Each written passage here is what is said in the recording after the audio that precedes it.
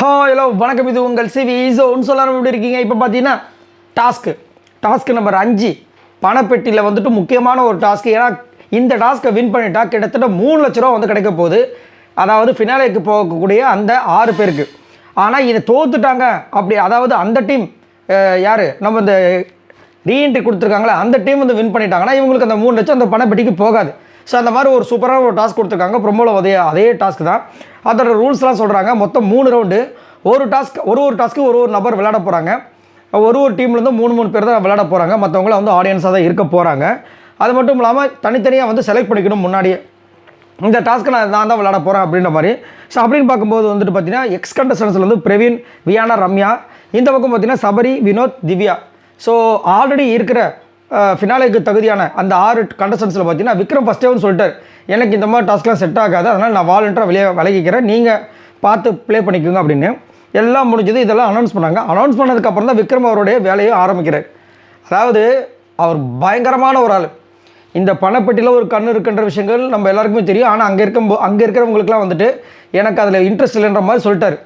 ஆனால் அதை வியானா கரெக்டாக வந்து எடுத்து வச்சிட்டாங்க சூப்பராக. முதல்ல என் கையை பிடிச்சிட்டு போகிறேன்னு சொன்னவர் இப்போ வரைக்கும் சைலண்டாக இருக்கார். ஏன் பணப்பெட்டி தான் வந்துட்டு எடுத்துகிட்டு போக வேண்டியதானே அப்படின்ட்டு. புரியுதுங்களா? ஸோ இது கண்டிப்பாக வந்துட்டு சரியான ஒரு பிளான். இப்போ என்ன பிளான் போடுறாருன்னா அப்படி எமோஷனலாக அடிக்கிறார். இதுக்கு முன்னாடி சுபிக்ஷா கிட்ட கூட செல்லம் இன்னொரு 10 நிமிஷமாக நீ விட்டானா நான் ஜெயிச்சிருவேன் அப்படின்னு சொல்லி அன்றைக்கி எமோஷனலாக பிளாக்மெயில் பண்ணும்போது நம்ம சுபிக்ஷா வந்து விட்டுருப்பாங்க. அதுக்கப்புறம் அவங்க அவுட் ஆகிருப்பாங்க, போய் தனியாக உட்காந்து அழுதுருப்பாங்க. அதே மாதிரி இப்போ என்ன பண்ணுறாரு, கைஸ் யார் எக்ஸ் கண்டஸ்டன்ஸை பார்த்து கேட்குறாரு விக்ரம், கைஸ் நீங்கள் ஜெயிச்சா ஒருத்தங்களுக்கு கிடைக்க வேண்டிய பணம் கிடைக்காம போகும் அதானே அப்படின்றாரு. எப்படி அப்படியே மனசில் அடிக்கிறது. அதாவது நீங்கள் ஜெயிச்சிட்டிங்கன்னா ஒருத்தங்களுக்கு கிடைக்க வேண்டிய பணம் கிடைக்காம போகுது. ஓகே நீங்கள் ஆடுங்க. அந்த வார்த்தையில் ஒரு இட்டு கட்டுறது.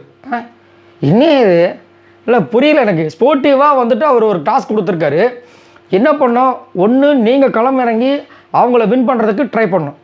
நீங்கள் முதலே வந்து என்னால் இந்த ஃபிசிக்கல் டாஸ்க்கு முடியாதுன்ட்டீங்க.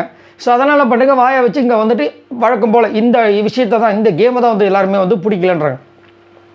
அதாவது கேமுக்காக ஒரு ஸ்ட்ராட்டஜி பண்ணலாம், ஆனால் அந்த எமோஷனலாக தாக்கி அவங்கள வந்து டவுன் பண்ணுறது வந்து பார்த்திங்கன்னா ரொம்ப மோசமான ஒரு விளையாட்டு. அதை வந்துட்டு அதிகப்படியாக சுபிக்ஷாக்கும் பண்ணியிருக்காரு, வியானாக்கும் பண்ணியிருக்காங்க. அதை சுபிக்ஷா இன்னும் ரியலைஸ் பண்ணல. ஆனால் வியானா ரியலைஸ் பண்ணதுனால தான் அவங்களுக்கு விக்ரமை பார்க்கும்போதெல்லாம் கோவம் வருது. முன்னாடியே பார்த்தீங்கன்னா எஃப்ஜேவை லவ் பண்ணுன்னு ஃபஸ்ட்டு ஐடியா கொடுத்தது இவர் தான். அதுக்கப்புறம் ஒரு ட்ராக் போகும்போது அது பிடிக்கல, எனக்கு சரியில்லை அப்படின்னு சொல்லிட்டு திரும்ப திட்டினதும் இவர் தான். ஸோ எல்லாமே இவர் பார்த்தீங்கன்னா ஒரு விஷயத்தை வந்து பண்ணுறாரு, அது நல்லாவே இல்லை. இங்கேயும் பார்த்தீங்கன்னா அந்த கேமை வந்து ஆரம்பிக்கிறதுக்கு முன்னாடியே வந்துட்டு நீங்கள் ஜெயிச்சிங்கன்னா இன்னொருத்தங்க கிடைக்க வேண்டிய பணம் கிடைக்காம போகுது. சரி ஓகே ஆடுங்க, என்னத்தை சொல்ல. இதை பற்றி உங்களோட கருத்துக்களை சொல்லுங்கள். பாய் நண்பர்களே.